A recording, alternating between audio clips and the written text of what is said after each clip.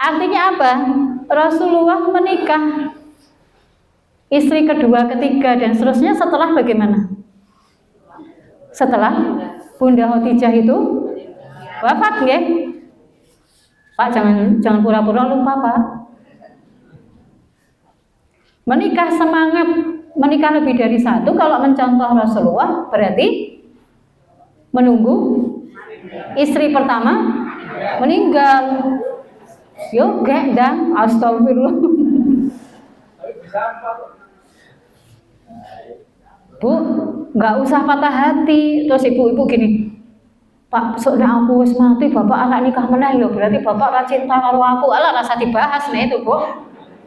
Ya nek kita meninggal duluan, beliau mau menikah lagi ya.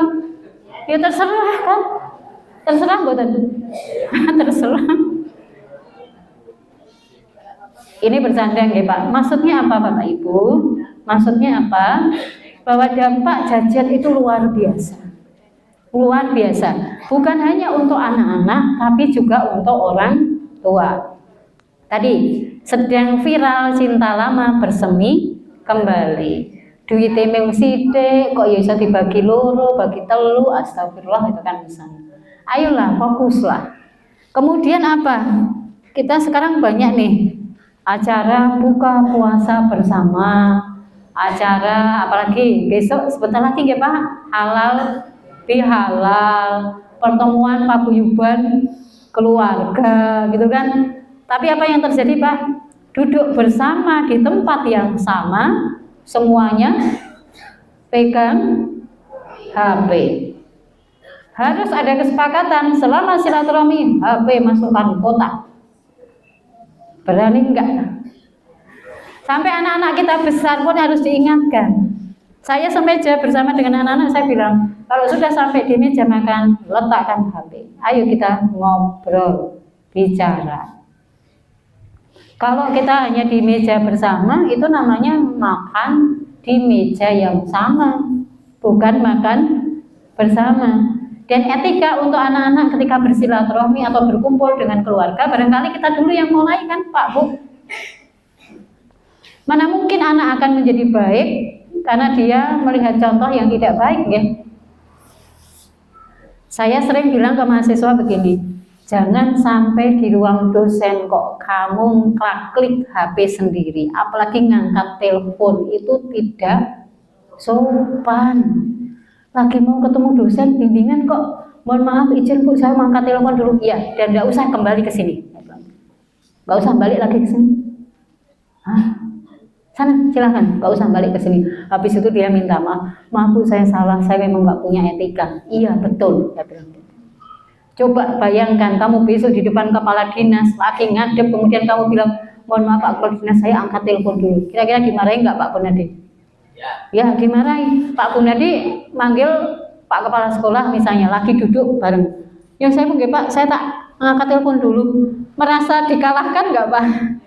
Iya kan? Itu nggak etis maksudnya. Kalau sedang fokus berkomunikasi ya jangan sambil klik HP nonton. Itu bagian dari etika yang harus kita sampaikan ke anak-anak kita. Sebentar lagi ada era silaturahmi. Kalau silaturahmi ke rumah-rumah orang tua itu loh Pak, berkeliling itu loh Pak. Memang banyak, tapi masing-masing begini ya. Malah nggak ngobrol sama tuan rumah. Gue baru terus pamit. Cara pamitnya pun memang kalau tidak terbiasa, ya barangkali harus kita latih, gitu. Dilatih nggak kalau sowan bicaranya bagaimana, nanti pamitnya bagaimana, itu tugas kita. Maka jajan di era sekarang bukan hanya dampaknya untuk anak-anak, tapi juga untuk orang tua. Yang kedua, selektif nggih Bapak Ibu ketika mendengarkan YouTube atau kajian yang lain. Nanti Bapak Ibu akan bingung ketika semua kajian didengarkan. Contoh Bu, ada kajian yang mengatakan begini, ibu-ibu semua tidak usah keluar rumah, semua ibu itu harus di dalam rumah. Perempuan tidak boleh keluar rumah, perempuan harus di dalam rumah. Piye nek ngoten niku? Itu kira-kira pengajiannya Muhammadiyah Aisyah atau bukan? Bukan. Suara perempuan adalah aurat. Ayo guru kepiye? Itu bukan pengajian kita kan berarti kalau kayak gitu. Nah, pilah-pilah ya, jangan sampai ada yang salah. Kemudian untuk mencapai kebahagiaan akhirat, maka ada Quran surat Ar-Ra'd ayat 23. Bapak Ibu hafal mboten potongannya? Siapa yang hafal Ar-Ra'd ayat 23? Pak Arwan lagi nanti. Tahu lewati dunia dulu nggih. Jangan sampai Bapak Ibu punya prinsip sing penting akhirat wis dunyane rapopo lho. Lah dunya niku jalan untuk menuju akhirat. Bawalah harta itu, bawa harta sampai mati. Jangan ditinggal di dunia hartanya. Jangan salah lagi ungkapan bondo ora digawa mati. Gowo. Kepripun carane? Iya betul, infak, sedekah, zakatnya harus dilakukan. Ubah nggih. Jangan lagi salah kaprah lagi. Wis rasah golek bondo ora digawa mati. Digawa. Golek bondo sakake-akeh sing sugih. Jangan melemahkan anak-anak kita. Wis nduk rasah golek bondo, wis sak terima-terimane wae lah kepiye. Bagaimana kita mau berbuat baik kalau tidak punya harta benda?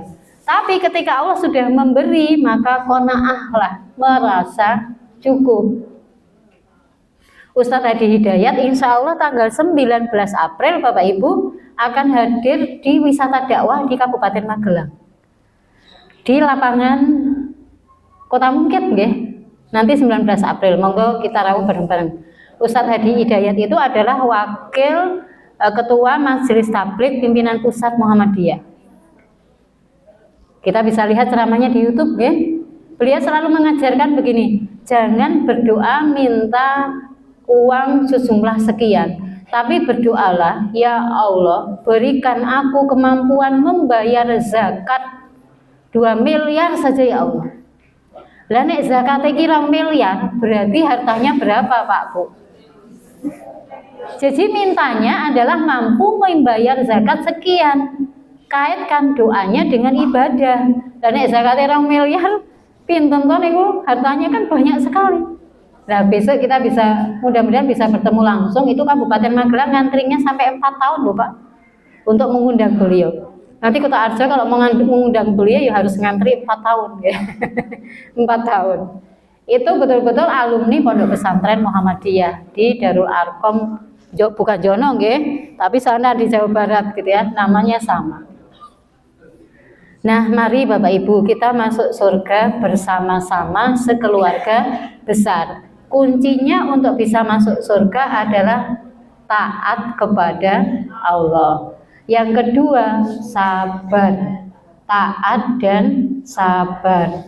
Taat itu menjalankan segala perintahnya, berhati-hati betul jangan sampai Allah tidak suka dengan kita, dan sabar. Sabar untuk taat, sabar untuk tidak bermaksiat, sabar ketika menghadapi apapun yang diberikan oleh Allah. Demikian barangkali yang bisa kita sampaikan. Mudah-mudahan apa yang kita kaji hari ini membawa manfaat bersama-sama untuk kita semuanya.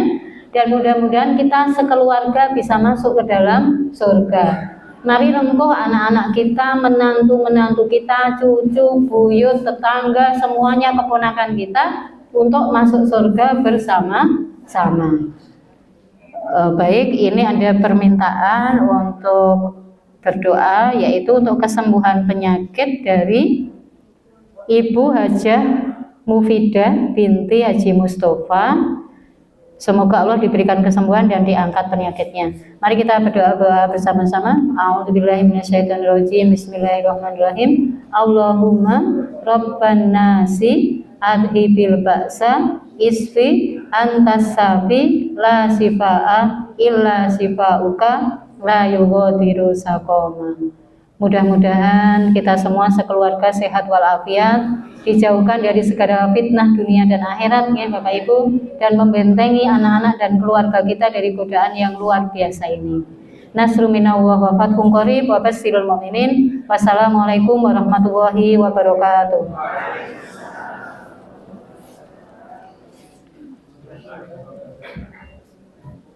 Kami sampaikan terima kasih kepada Ustaz dan Nurhaliza atas materi yang telah disampaikan. Semoga semakin meningkatkan keimanan kita dan ketakwaan kita kepada Allah Subhanahu wa Ta'ala. Selanjutnya pengumuman. Pertama, infak terkumpul sejumlah Rp1.360.000.